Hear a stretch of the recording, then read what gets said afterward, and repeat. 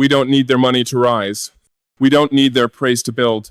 All we ever needed was for them to get out of the way.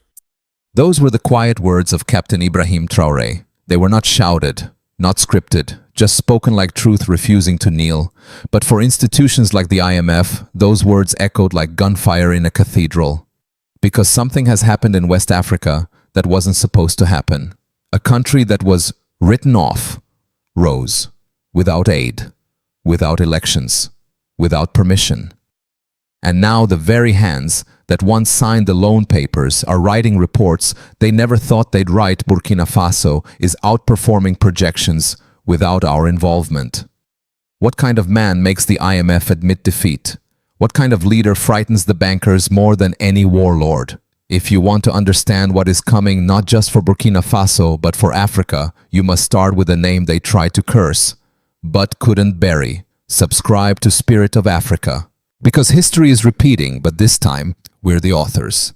In April 2025, something strange appeared in an internal World Bank report and then quickly vanished from public view. Burkina Faso, it said, had surpassed expectations across multiple development indicators. Agricultural productivity had increased by 42%. School enrollment had climbed. Security incidents were down. GDP was projected to grow by nearly 5%. But what shocked the analysts most wasn't the numbers, it was the silence surrounding them. There was no IMF press conference, no World Bank briefing, just a buried line: Burkina Faso has shown strong performance, despite limited international financial participation. Despite or because for decades they told us progress was impossible without their help. But now, a nation they once dismissed as a failed state, a war-torn, aid-dependent backwater, was not only surviving, it was building. And it wasn't asking permission. So the question they didn't want to print became the question the world must now answer. What if Traoré's refusal was the real solution all along?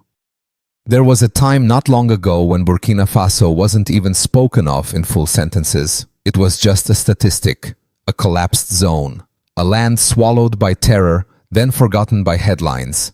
60% of its territory was held by armed insurgents. Villages burned, roads controlled not by law but by fear, and the state itself, what remained of it, barely stretched beyond a few trembling cities clinging to the shadow of a capital.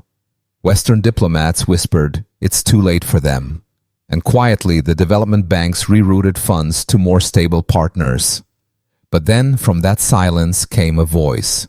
Not from a palace, not from a press room, from a soldier, a young captain, too young to be feared, too stubborn to be bought. Ibrahim Traoré did not take power with a smile. He took it with a warning: we are at war, not just against those with guns, but those who benefit from our weakness. There was no photo op, no promises of elections, no begging for aid.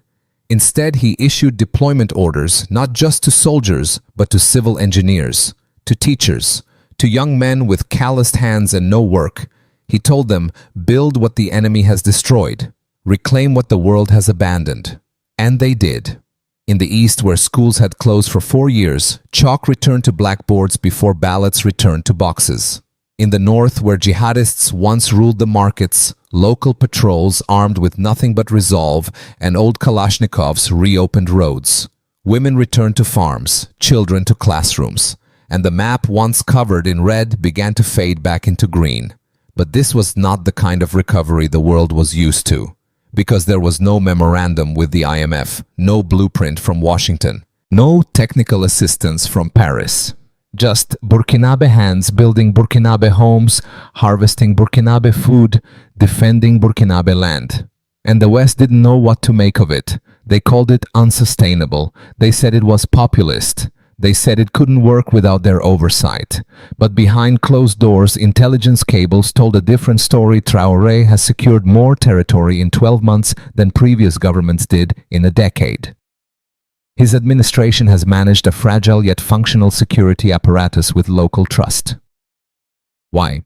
Because he didn't try to mimic democracy. He practiced duty. Because he didn't install foreign advisors. He elevated village elders. Because he didn't ask the IMF how to calculate growth. He asked his farmers, Can you feed your families now? And when they said yes, that was the only indicator that mattered. Traoré redefined what it meant to govern, not by polling, but by planting, not by importing consultants, but by exporting courage. And yet for all his victories, the real war was just beginning. Because what he was rebuilding wasn't just a country, it was a question, a dangerous question. What if Africa didn't need to copy the West? To recover, what if in fact the West's model, the loans, the elections, the policies was never meant to work for us? What if the soil of Africa only blooms when watered with its own hands? For decades they told us we were too unstable, too corrupt, too poor. They said we needed supervision like children left unsupervised with a matchbox. But Traoré lit that match and used it to cook cassava, not burn ballots. And that is why they fear him. Not because of the guns, but because of the proof. Proof that it is possible, even in a land deemed dead, to build again, without their permission, without their paperwork, without their pity. So now the cameras return, now the analysts reconsider, now the reports get rewritten. But we know the truth.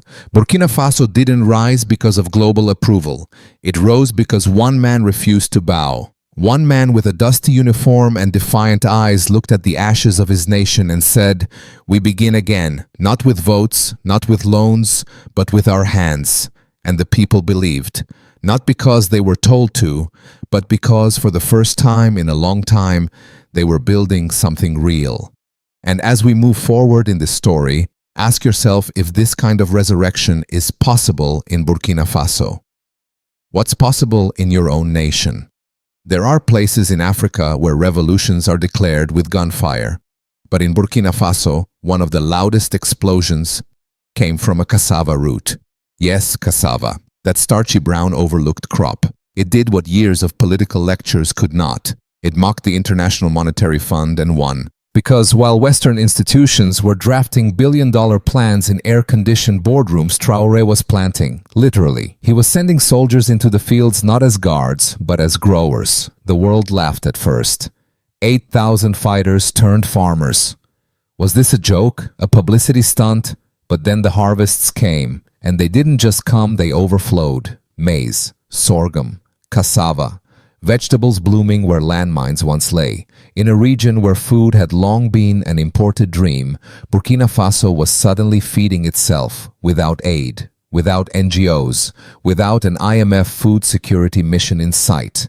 And this simple act of growing was more offensive to global finance than any protest, because it exposed the fraud. The IMF had always told African nations that food independence was long-term, expensive, complex. They spoke in seminars. They drafted 80-page white papers. They sent European experts to tell farmers how to till African soil. But Traoré, he handed out hoes. He asked elders, not economists. And in one season, his security brigades planted more than all the IMF-funded food projects combined in the past decade. It wasn't a theory. It was cassava on a plate, beans in a bowl, life returning to the land, and the people saw it. A woman in Yatenga province was quoted saying, "We don't eat promises anymore. We eat what we plant." And suddenly the model cracked. Because once a population learns it can feed itself, it starts asking other dangerous questions. Why take loans? Why sign away land? Why beg? And most of all, why listen to those who never listened to us? It was no longer just about agriculture, it was about dignity. That is what made the IMF panic. In private memos leaked in mid-2025, analysts warned the Traoré model is being referenced in Mali and Niger.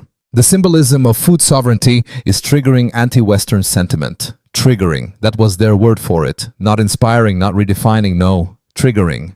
As if African success is a trauma to the system, and maybe it is, because for decades success in Africa meant foreign applause, World Bank medals, USAID banners. But Traoré flipped the camera around. He asked, who defines success? Is it when your GDP rises but your children starve? Is it when your debt is managed but your land is owned by foreign hands? Or is it when a nation eats what it grows and grows what it controls? The old model had no answer, only excuses. So they tried to shift the narrative. They said, it's a military regime. They said, it lacks democratic legitimacy. They said, it cannot be replicated. But behind their nervous headlines was fear, not of soldiers, but of seeds. Because a seed once planted in truth spreads fast, and Burkina Faso was now exporting something far more dangerous than cotton or cocoa. It was exporting the idea that self-reliance is not utopian, it's possible, that aid is not inevitable, it's optional, and that those who once starved can now feed others.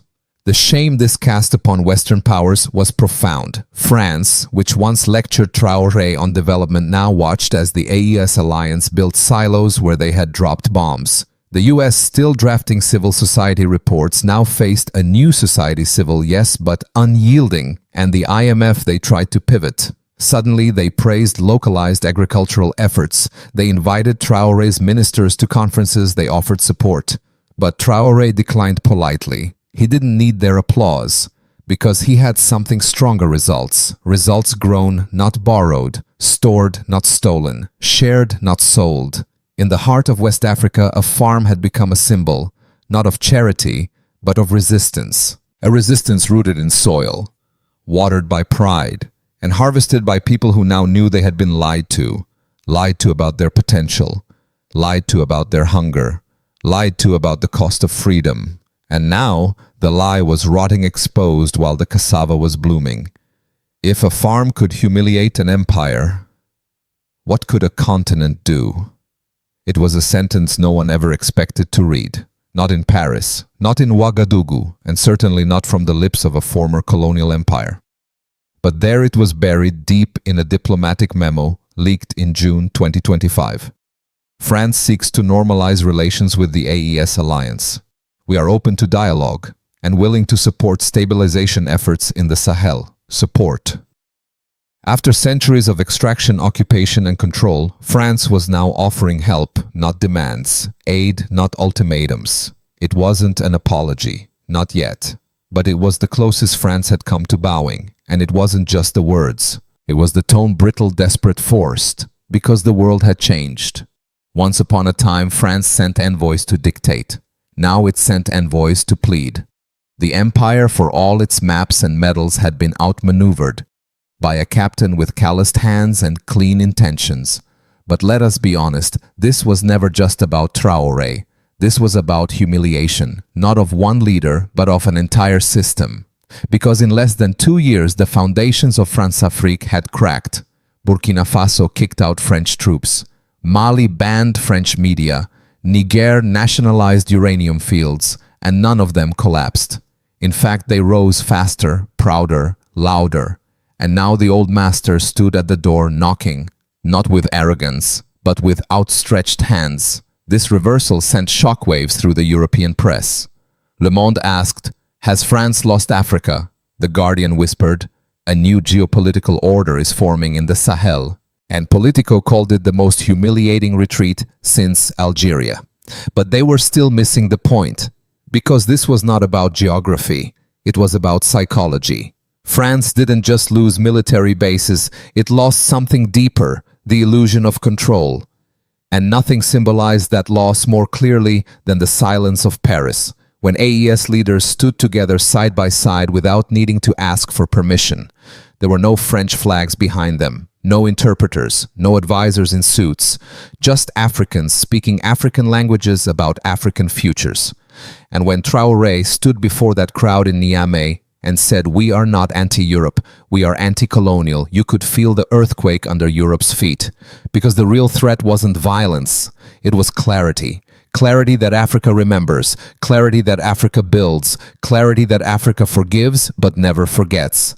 And in that clarity, France stumbled. They tried to rebrand. They spoke of mutual respect. They sent diplomats with softer words. But the people remembered. They remembered CFA francs. They remembered Operation Barkhane. They remembered the silences when their leaders were assassinated. And they remembered the faces of their children, sick, starving, exiled, while French corporations grew fat on African soil. So when France asked for normalization, the question echoed back loud and unforgiving. What part of colonization was ever normal? And the silence that followed was louder than any protest.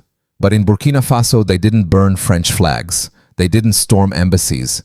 They did something far worse to the French elite. They ignored them, ignored their warnings, ignored their conditions, ignored their shame. Because what was France now if not an echo of a power long gone? In the streets of Ouagadougou, young children now learn about Thomas Sankara, not de Gaulle. In the fields of Yako, cassava grows where French mining trucks once dug. And in the military academies of Mali and Niger, they study Traoré's speeches, like scripture. This is the deepest humiliation of all, not being hated, but being irrelevant. Because France used to be the sun around which African policy orbited. Now it is a shadow fading beneath the noon light of African self-determination. And still they do not understand. They ask, why won't AES rejoin the democratic community? Why won't they cooperate with Western partners? But what they call cooperation, we remember as theft. What they call democracy, we remember as puppetry. And what they call partnership, we remember as the leash. So no, this is not revenge. This is reckoning. A reckoning in which a captain, not a king, lifted his people with soil, not subsidies. With steel in his spine, not gold in his pocket. And that is why France fears him. Because if Traoré can lead without aid, without permission, without kneeling, then every other African nation might ask, what exactly did we ever need France for? When the empire finally knocks, will Africa answer with mercy or memory? They told us it was impossible, that Burkina Faso, cut off from foreign aid and global markets, would collapse, that without loans, investors, or technical assistance, the economy would rot from the inside out, that Captain Traoré had lit a fire that would consume his own nation. But something unexpected happened. The fire became warmth. It lit stoves. It heated classrooms. It didn't destroy, it rebuilt. Because the economy they tried to bury with sanctions, headlines, and silence was not dead. It was dormant, waiting for one thing: control. And when the foreign hands let go, something wild and native returned. In 18 months, food production surged. Cassava, millet, and maize replaced dependency on imported wheat. Local factories began producing uniforms for the military, no longer stitched in foreign workshops. Roads once designed to funnel resources out were now redirecting goods in. Communities once ignored became central to national planning, and the currency no longer dictated by Paris. For the first time in decades, Burkina Faso was trading not with desperation, but with dignity. This was not growth as the West defines it. There were no luxury malls, no foreign logos on every corner. But there was food. There was energy. There was education, not for elites, but for farmers' children. And that, to the old economists, was the real heresy. Because what if GDP didn't measure freedom? What if success wasn't skyscrapers, but sovereignty? They tried to shame Burkina Faso for leaving their system. But the people rejoiced, because for once their economy served them, not a boardroom in Washington. And while Western think tanks scramble to explain this anomaly, Traoré doesn't bother responding. He just keeps building. Because he understands something they never will. It's not the numbers that matter, it's who they serve. Can a buried economy bloom? In Burkina Faso, it just did. They told us it was impossible, that Burkina Faso, cut off from foreign aid and global markets, would collapse, that without loans, investors, or technical assistance, the economy would rot from the inside out, that Captain Traoré had lit a fire that would consume his own nation. But something unexpected happened. The fire became warmth. It lit stoves. It heated classrooms. It didn't destroy, it rebuilt. Because the economy they tried to bury with sanctions, headlines, and silence was not dead. It was dormant, waiting for one thing: control.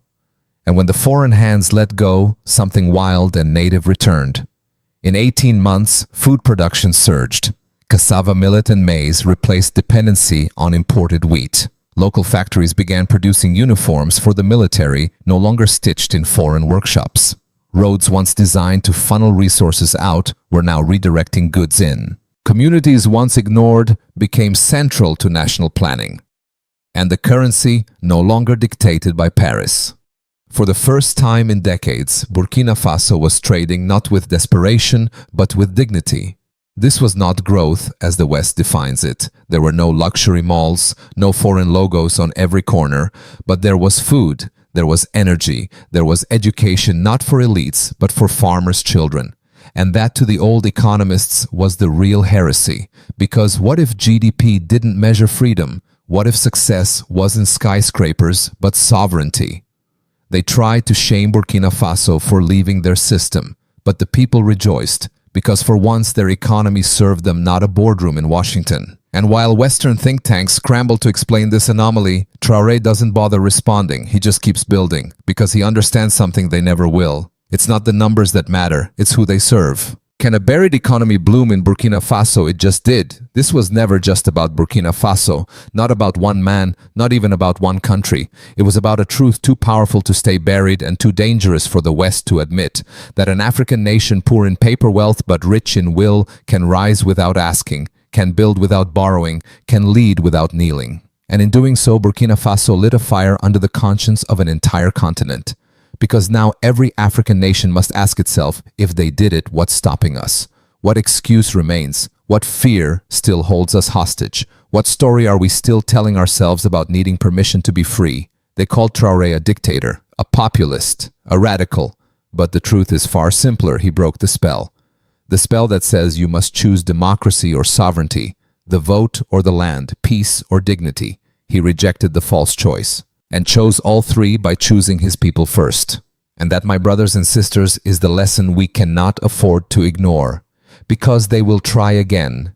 They will change faces, change treaties, offer friendlier deals, new slogans, new traps. But as long as we remember what Traoré remembered, that no foreign system can define African freedom, then their games will fail, because something sacred has returned to this soil: conviction. And once a people believe in their own worth, again, no IMF, no ballot box, no foreign envoy can erase it. So here is the final question. Will we rise with them, or will we wait until it's our turn to beg for forgiveness? The lesson is clear. The fire is spreading, and the age of waiting is over. If you believe Africa deserves more than aid and applause, join the spirit of Africa. Like, comment, subscribe. Be part of the voice that refuses to be silenced.